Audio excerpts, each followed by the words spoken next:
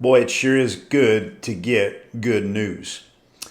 The prophet Isaiah, looking forward to the time that the Babylonian captivity of 70 years for the people of Judah would end, knowing that God was not only going to send the Jews into captivity, but he was going to also release them and bring them back into the land after 70 years. He prophesies what it will be like on that day when they get the news that they're going to go home. Isaiah chapter 52 verse 7, how beautiful upon the mountains are the feet of him that bringeth good tidings, that publisheth peace, that bringeth good tidings of good, that publisheth salvation, that saith unto Zion, thy God reigneth. Thy watchmen shall lift up the voice, with the voice together shall they sing, for they shall see eye to eye when the Lord shall bring again Zion. And so the picture is of the Jewish people there in exile in the future. This is what it's going to be like, and they're going to be so discouraged, and they're going to be so depressed, and they're living in a foreign land, and they're oppressed by the Babylonians, and the watchman is going to see the runner coming. He's going to see him coming over the hills. And he's going to say, behold, a runner cometh.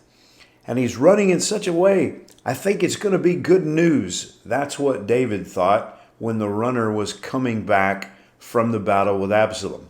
It wasn't good news for him, but that's what he thought because the runner was coming. And here you are, and you're anticipating the message. You desperately need some good news. And the runner comes. And he shows up, and you say, oh, how beautiful are the feet of him that runs over these mountains to bring this news. You know, in their day and time, the only way to get news somewhere was a runner.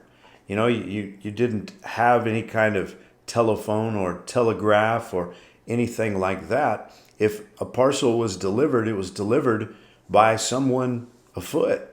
I guess unless maybe you had a carrier pigeon. But this image of good news coming on the feet of someone who brings it. When we think of Israel and the good news of their return back to the land, that's awesome. It's incredible news. And it shows the glory of God because he's the one who did it. But when we think of the message of salvation, that good news of Jesus Christ that goes forth to the entire world, how beautiful are the feet that deliver that message. Romans chapter 10 and verse 15. How shall they preach except they be sent? As it is written, how beautiful are the feet of them that preach the gospel of peace and bring glad tidings of good things. You see, that's it. In order for people to hear the good news of Jesus, we've got to preach. And in order for us to preach, we've got to be sent. We've got to take the message to people so they can hear the good news. Just like a runner coming from afar to deliver the message, our God reigns.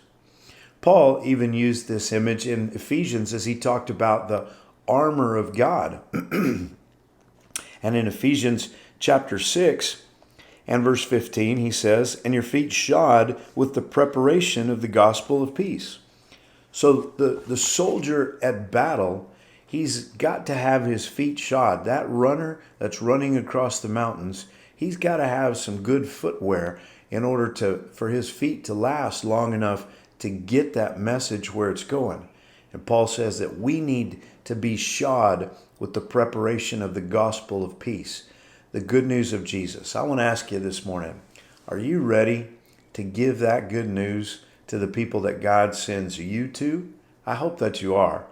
You got the opportunity to tell people the good news of Jesus. And that message changes people's lives. God bless you. Have a great day.